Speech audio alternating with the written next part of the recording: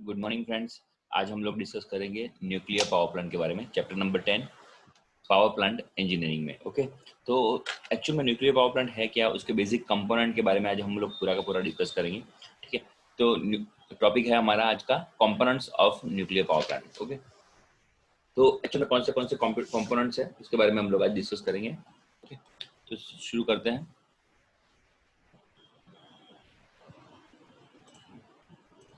Okay, तो components of nuclear reactors. Okay, सबसे पहले समझो कि ये पूरी की पूरी जो हम लोग फिगर देख रहे हैं वो है न्यूक्लियर पावर प्लांट की फिगर है वैसे। ठीक है, तो उसमें कौन सी चीजें हैं, ठीक है, वो हम लोग देखते हैं। समझो, तो ये जो आउटर बॉर्डर जो है ये उसका शील्ड है।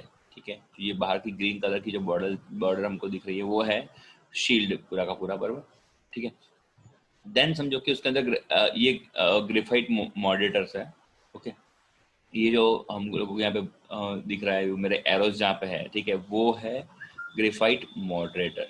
ठीक है, देन ये है जो बीच में जो रेड कलर के जो बीच में दिख रहा है, ठीक है, ये है फ्यूल रोड्स, यानी जो इसके अंदर न्यूक्लियर फिल हुआ होता है, ये है फ्यूल रोड्स। ये जो जो ऑरेंज कलर में हमको दिख रहा है, ठीक है, वो है हमारे फ्यूल रोड्स। ओके, देन ये डॉम जैसा जो दिख रहा है बाहर का ग्रीन कलर में, अगेन वो है प्रेशर वेसल। ओके, देन ये ब्लैक कलर जो है वो है हमारे कंट्रोल रोड्स।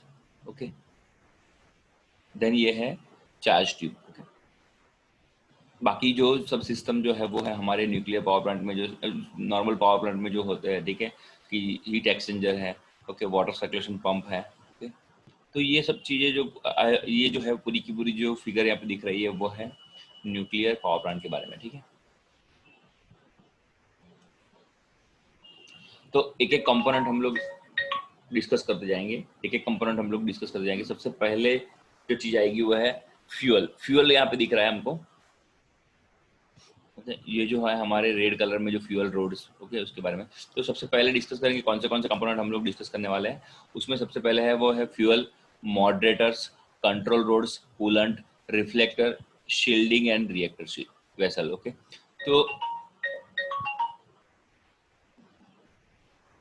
ओके, तो सबसे पहले हम लोग डिस्कस करेंगे कंपोनेंट्स में फ्यूल। ओके, तो nuclear reactors are fissile material like uranium 233, 235 and palladium 239। Okay, ये है समझो कि उसके फ्यूल, ये फिशनेबल मटेरियल है वैसे। ओके, जिसका फिशन हम लोगों ने लास्ट लेक्चर में फिशन और फ्यूजन के बारे में डिस्कस किया था वैसे। ओके, तो फ्यूजन क्या है, फिशन क्या है, ओके, थोड़ा सा एक हम लोग अभी फिर से उसका डिस्कशन कर लेते हैं। तो न्यूक्लियर फिशन वो है, फिशन FISSION, फिशन मीन्स कि एक जो बड़ा न्यूट्रॉन्स है, ठीक है, उसमें से छोटे छोटे न्यूट्रॉन्स को न्यूट्रॉन्स में कन्वर्ट करना, उसको उसको तोड़ के, उसको समझो कि ये बड़ा न्यूट्रॉन है हमारा बराबर, उसको दो छोटे छोटे न्यूट्रॉन्स में कन्वर्ट करना, ये सिस्टम को हम लोग फिशन बोलते हैं। ठीक है, और फिजन क्या है, फिजन मीन्स कि जो दो हमारे छोटे न्यूट्रॉन्स है, ठीक है, उसको हम लोग एक बड़े न्यूट्रॉन में कन्वर्ट करता है, उसको हम लोग फिशन बोलते हैं, एकदम बिल्कुल उल्टा। ठीक है, तो समझो अभी हम लोग डिस्कस करेंगे फ्यूल्स के बारे में। फ्यूल्स कौन से है उसके अंदर, तो जनरली हम लोग यूरेनियम 235, PU 239 और यूरेनियम 233, यानी ये तीन जो हमारे जो न्यूक्लियर जो मटेरियल है उसको हम लोग फिशनेबल मटेरियल है हम लोग, तो उसका हम लोग फिशन करते हैं यहाँ पे। ओके, तो natural uranium found in earth crest has 0.714% which unstable and capable of the sustainable chain reaction. Okay, कि जो नेचुरल यूरेनियम जो यानी जो उसका जो मटेरियल है, ठीक है, तो वो हमको यहाँ से अर्थ अर्थ में से मिलता है, ठीक है, अर्थ क्रेस्ट में से मिलता है। ठीक है, और जिसका चेन रिएक्शन पॉसिबल है, वो कैपेबल है चेन रिएक्शन के लिए। Okay, the fuel is shaped in various shape like rods, plates, pellets, tins, etc and locates into reactor in such manners that heat production within the reactor is uniform. Okay, तो अभी समझो ये चीज क्या है, समझो कि जो नेचुरल यूरेनियम, जो भी यूरेनियम हमारे पास यहाँ पे फिजन के लिए मटेरियल, समझो कि ये यूरेनियम है, ठीक है, ये हमारा यूरेनियम एक ब्लॉक है। ठीक है, तो उसको समझो कि एक समझो कुछ पैलेट्स में और प्लेट्स में उसको हम लोग कन्वर्ट करते हैं। ठीक है, तो कैसे होता है, समझो कि ऐसे छोटी छोटी गोलियां बनाते हैं उसकी। टैबलेट्स इसको भी बोल सकते हो, ठीक है। ऐसी गोली में इसको कन्वर्ट करते हैं और हर एक जो टैबलेट्स है, ठीक है, उसकी साइज ऑलमोस्ट सेम होती है, ठीक है, और उसका वेट भी ऑलमोस्ट सेम होता है, ठीक है। इसको समझो कि क्या करते हैं, ये जो टैबलेट्स है उसको एक पेंसिल में रखते हैं, यानी ऐसी एक समझो कि एक ट्यूब होती है, उसको हम लोग पेंसिल बोलते हैं, और उसके अंदर यहाँ पे पैलेट्स को उसको अंदर फिल करते हैं ऐसा, ठीक है। यहाँ पे आप फिगर में देखो किस हिसाब से न्यूक्लियर की समझो कि फ्यूल रोड्स बनते हैं। तो ये जो ट्यूब्स है, ठीक है, ये ट्यूब्स को समझो रिएक्टर में रखा जाता है, ठीक है। ऐसी अराउंड समझो कि ये ट्यूब्स, ये एक ट्यूब है, ऐसी दूसरी ट्यूब, ठीक है, तीसरी, ऐसे करके समझो कि अराउंड समझो कि 10-12 ट्यूब को रख के उसको बंडल बनाया जाता है, ठीक है। तो ऐसे उसका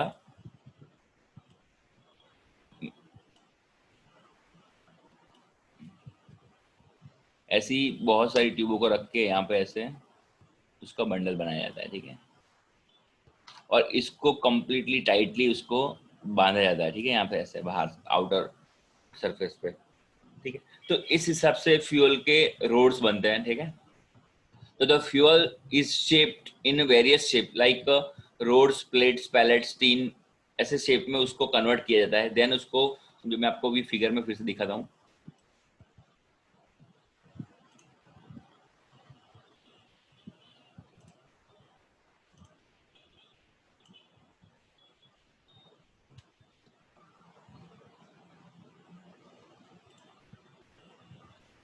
ओके, तो यहाँ पे जो ये जो हमारी फ्यूल रोड्स है वो मैंने दिखा है, ठीक है। वो ऐसे बंडल को यहाँ पे फ्यूल रोड की तरह रखा जाता है। यहाँ पे जो ये जो हमारी ऑरेंज कलर की जो लाइन है वो एक पूरा का पूरा बंडल है ऐसा, ठीक है। ऐसे बहुत सारे बंडल्स को यहाँ पे रखा जाता है, ठीक है। ओके, ठीक है। The fuel elements are designed taking account the heat transfer, corrosion and structural strength. Okay, तो समझो कि फ्यूल एलिमेंट्स है उसको यानी समझो कि वो डिजाइन करते समय ध्यान रखा जाता है कि भाई हीट ट्रांसफर प्रॉपर हो, कोरोजन ना हो और स्ट्रक्चरल स्ट्रेंथ पूरी बनी रहे, ठीक है। तो ये फ्यूल में इतना जानने जैसा था वो मैंने आपको बता दिया, ठीक है, कि भाई कौन सी चीजें फ्यूल कैसे समझो कि उसका होता है, ठीक है।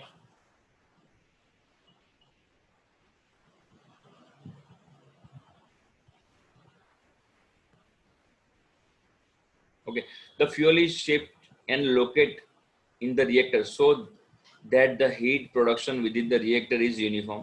Okay, the fuel elements are designed taking into account the heat transfer, corrosion and structural strength. Okay, तो ये समझो कि a fertile material is an element of isotope whose nuclei can be caused into समझो कि undergo the nuclear fission by the nuclear bombardment to produce the chain reaction. Okay, तो जो ये जो समझो एक एक पैलेट्स है उसको समझो उसके ऊपर समझो कि चेन रिएक्शन किया जाता है, ठीक है, और फिजन किया जाता है, और उसको समझो कि जो एक एक जो हमारा मैंने अभी जस्ट दिखाया आपको कि जो हमारी जो ये समझो कि पैलेट्स है बराबर, उसके ऊपर चेन एक एक के ऊपर वन बाय वन उसको उसके ऊपर चेन रिएक्शन किया जाता है। उसको एक में से दो, दो में से चार, चार में से आठ ऐसे चेन रिएक्शन किया जाता है, ठीक है। और वो जैसे जैसे समझो कि उसके जो न्यूट्रॉन्स है वो जैसे जैसे स्प्लिट होते हैं, ठीक है, उस हिसाब से उसमें से एनर्जी उस हिसाब से उसमें से एनर्जी निकलती जाती है, ठीक है। और वो एनर्जी का जो यूज है वो ही वाटर को यानी समझो कि हमारी जो लिक्विड हमारा जो वाटर को स्टीम में कन्वर्ट करने के लिए वो एनर्जी वो ये एनर्जी बहुत सारी होती है, ठीक है। तो उसको यूज किया जाता है, ठीक है, किसमें, स्टीम में कन्वर्ट करने के लिए वाटर को, ठीक है। देन आफ्टर स्टीम में कन्वर्ट करके उसको टरबाइन में स्टीम को ले जाया जाता है, ठीक है। तो ये यहाँ पे फिगर में हमको देख लेते हैं हम लोग।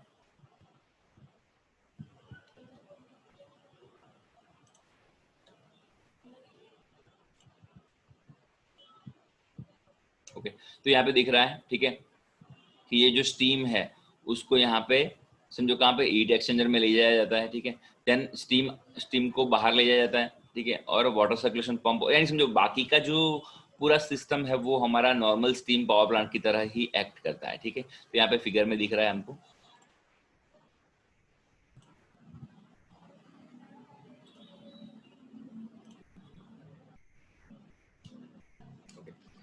इन homogeneous reactor fuel are moderator, so समझो fuel and moderator are mixed to form a uniform mixture. Okay, uranium and carbon, it is used in the form of rod or plates in a reactor core. In heterogeneous reactor, the fuel is used in the form of rod and plates and moderators around the fuel elements. Okay, तो समझो कि ये पूरा का पूरा जो हम लोगों ने डिस्कस किया वो फ्यूल के बारे में था. ओके, अभी हम लोग नेक्स्ट डिस्कस करेंगे मॉडरेटर के बारे में. What is moderator? मॉडरेटर है क्या? ठीक है, मॉडरेटर है क्या उसके बारे में हम लोग डिस्कस करेंगे.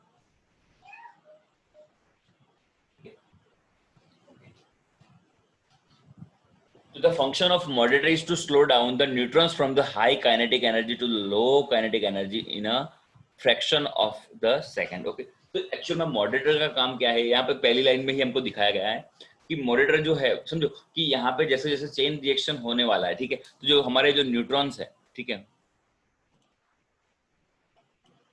ओके, जो हमारे न्यूट्रॉन्स है वो ऐसे ऐसे मूवमेंट करते रहते हैं, बराबर. न्यूट्रॉन्स है वो ऐसे ऐसे अंदर, समझो कि जो हमारा वेसल है उसके अंदर मूवमेंट करते हैं, ठीक है. तो क्या होता है कि उसके कारण समझो कि न्यूट्रॉन जो है वो ज्यादा मूवमेंट के कारण उसको हम लोग कंट्रोल नहीं कर पाते, ठीक है. तो मॉडरेटर का काम ये है कि वो जो हमारी हाई काइनेटिक वाले जो हमारे न्यूट्रॉन्स है, ठीक है, हाई काइनेटिक एनर्जी वाले जो न्यूट्रॉन्स है उसको low kinetic energy in the fraction of the second, okay, कि लो काइनेटिक एनर्जी में उसको यानी समझो उसकी जो मूवमेंट है उसको ऐसे स्लो कर देते हैं, ठीक है, यानी स्लो मूवमेंट कर देते हैं, ठीक है. तो क्यों ऐसा करने की जरूरत पड़ती है वो अगर अगर हम लोग समझेंगे वैसे. Okay, the main function of the moderator is the increase the probability of the reaction. उसमें क्या होता है कि समझो कि रिएक्शन की प्रोबेबिलिटी को ये जो समझो अगर स्लो डाउन है, ठीक है, तो उसको हम लोग समझो कि प्रॉपरली रिएक्शन कर सकते हैं, समझो, ठीक है. The fission chain reaction in the nuclear reactor is the maintained due to the slow neutron when the ordinary uranium used as a fuel. Okay, तो समझो कि the fusion chain reaction in the nuclear reactor is the maintained due to the slow neutrons when the ordinary uranium. तो इसमें क्या है कि इसके कारण हम लोग इसमें नॉर्मल यूरेनियम जो ऑर्डिनरी यूरेनियम है उसको यूज कर सकते हैं एज अ फ्यूल अगर ये स्लो डाउन ऑपरेशन होता है तो. ओके, तो moderator are lighter than the fuel, okay, like water, heavy water and graphite and beryllium. Okay, तो क्या होता है कि समझो जो मॉडरेटर है उसमें हम लोग जनरल केस में समझो कि हैवी वाटर का यूज करते हैं जनरल केस में. ओके, हैवी वाटर का काम क्या है कि समझो अगर अगर समझो कि मैं आपको सिंपल एक एग्जांपल देता हूँ. यहाँ पे अगर मैं यहाँ पे समझो कि कोई एक समझो कि बॉल है, ठीक है, उसको यहाँ पे नॉर्मल कंडीशन में अगर मूव कराता हूँ, ठीक है, तो वो उसकी मूवमेंट फास्ट होगी. अगर इसके अंदर वाटर में फिल कर देता हूँ, ठीक है, तो उसकी मूवमेंट स्लो हो जाएगी, ठीक है. तो इस हिसाब से यहाँ पे मॉडरेटर का काम भी यही है कि जो न्यूट्रॉन्स हमारे हैं, ओके, उसकी हाई काइनेटिक एनर्जी को समझो कि उसको लो काइनेटिक एनर्जी में कन्वर्ट करते हैं, उसकी काइनेटिक एनर्जी को एब्जॉर्ब कर लेता है, ठीक है.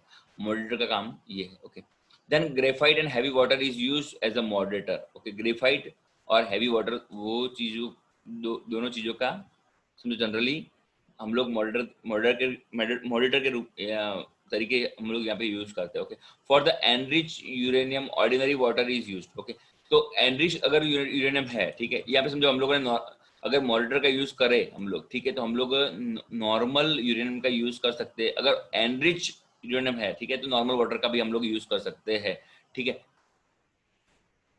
ओके, तो यहाँ पे मॉडरेटर के बारे में हम लोगों ने डिस्कस किया वैसे. ओके, तो मॉडरेटर का काम क्या है आगे भी हम लोग थोड़ा देखेंगे.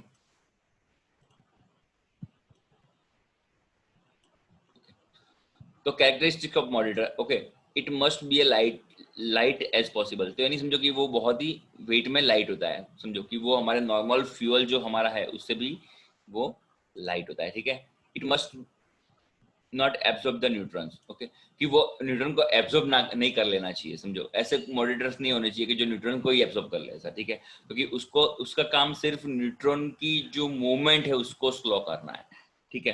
Then it must be work under high temperature and high pressure. Okay, तो मॉडरेटर ऐसा होना चाहिए कि जो ज्यादा टेम्परेचर, क्योंकि यहाँ पे समझो कि न्यूक्लियर जो रिएक्टर हमारा है, ठीक है, वेसल, उसके अंदर ज्यादा टेम्परेचर और ज्यादा प्रेशर क्रिएट होने वाला है, ठीक है. तो उसके कारण समझो कि यहाँ पे उसकी कैरेक्टरिस्टिक में ऐसा होना चाहिए कि वो समझो it must be work under high temperature and high pressure with the good corrosion resistance. Okay, कि वो समझो अच्छा कोरोजन रेजिस्टेंस भी होना चाहिए, ठीक है। ग्रेफाइट जो है वो अच्छा कोरोजन रेजिस्टेंस है और हैवी वाटर भी अच्छा कोरोजन रेजिस्टेंस है, okay. It must have high chemical stability, उसके अंदर समझो यहाँ पे केमिकल रिएक्शन होने वाला है, ठीक है, तो केमिकल स्टेबिलिटी होनी चाहिए, समझो कि केमिकल रिएक्शन के कारण वो नॉर्मल, समझो कि ऐसा ना हो कि वो कोरोसिव मटेरियल में कन्वर्ट हो जाए, या तो फिर वो समझो कि केमिकल रिएक्शन के कारण वो सस्टेन ही ना कर पाए, ओके।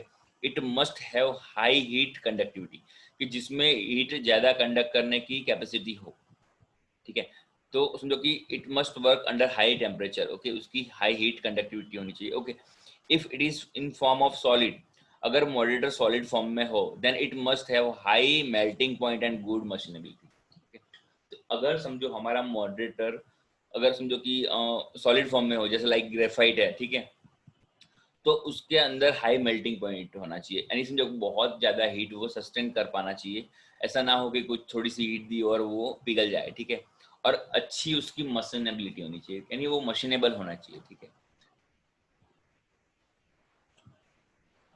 तो हम लोगों ने थोड़ा मॉडरेटर के बारे में डिस्कस किया, ओके।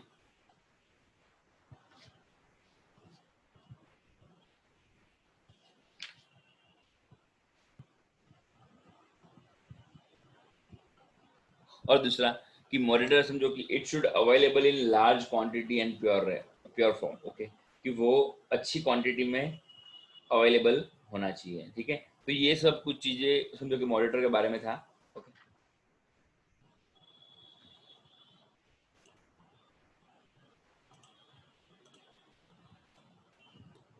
अभी बात करते हैं हम लोग कंट्रोल रोड्स के बारे में, ओके। तो कंट्रोल रोड्स एक्चुअल में है क्या, ओके। तो मैं आपको सबसे पहले फिगर की तरफ ले जाता हूँ यहाँ पे, ओके। तो यहाँ पे समझो हमको ब्लैक कलर के कुछ रोड्स दिख रहे हैं, ओके। ये जो हमारा पोर्शन है वो है हमारा कंट्रोल रोड। तो कंट्रोल रोड्स का वर्किंग क्या है, वो हम लोग उसका क्या फंक्शन है, वो न्यूक्लियर पावर प्लांट में क्या काम करता है, ठीक है। तो ये जो ब्लैक जो रोड्स है यहाँ पे, वो हमारे कंट्रोल रोड्स, ये सब जो है हमारे वो कंट्रोल रोड्स है, जो न्यूक्लियर पावर जो हमारा वेसल है उसके अंदर होता है, फ्यूल के रोड के आसपास में, ठीक है। तो कंट्रोल रोड एक्चुअल में करता क्या है उसके बारे में हम लोग डिस्कस करेंगे। यहाँ पे फिगर में सबसे पहले कंट्रोल रोड क्या कहाँ पे है वो मैं आपको दिखा देता हूँ, ओके। तो ये जो है वो हमारे ब्लैक कलर के जो है वो सब यहाँ पे हमारे कंट्रोल रोड्स है, okay.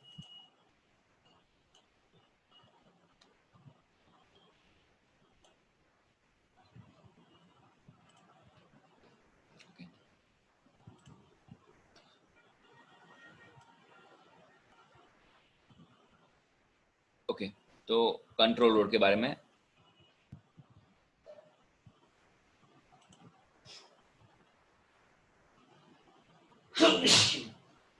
Okay. The control road controls the rate of energy which is generated.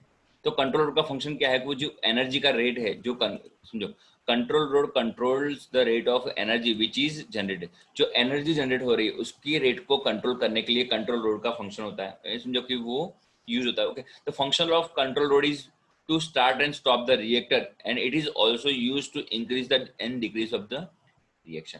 तो क्या होता है समझो, सबसे पहले हम लोग थियरी डिस्कस करते हैं, बाद में हम लोग फिगर के ऊपर जाएंगे, ओके, कि कैसे कंट्रोल वर्क करता है, okay. The road may be shaped like a fuel road, okay, themselves and are interspersed throughout the reactor core, okay. The control is necessary to prevent the melting of the fuel rods, then समझो कि जो control road है वो समझो कि fuel rods को melt होने में वो प्रिवेंट करते हैं, okay. And designation of the coolant and destruction of the reactor as the amount of energy released the around us, okay. Controller main by the materials like caladium, sorry, cadmium, boron, etc, okay। Controller किस कौन से material के होते हैं उसके बारे में है, बराबर। तो ये समझो कंट्रोलर के बारे में था, हम लोग पूरा फिगर में डिस्कस करेंगे कंट्रोलर एक्चुअल में है क्या, कैसे वो वर्क करता है, ओके।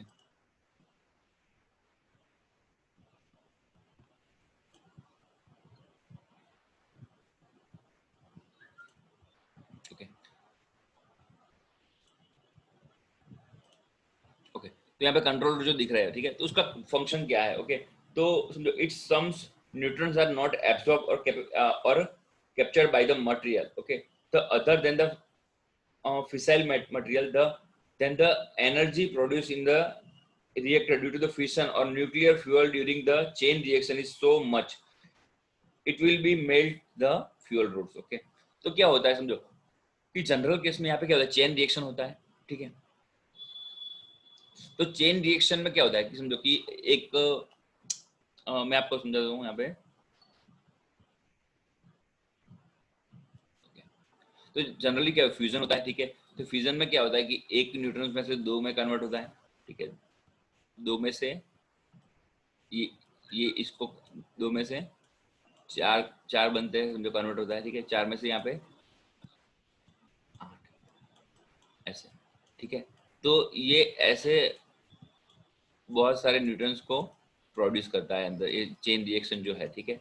तो क्या होता है समझो कि यहाँ पे 1 2 4 8 16 32 ऐसे समझो कि अनलिमिटेड टाइम्स, यानी बहुत सारे टाइम्स ये पूरे के बहुत सारे न्यूट्रॉन्स बनाता रहता है, ठीक है।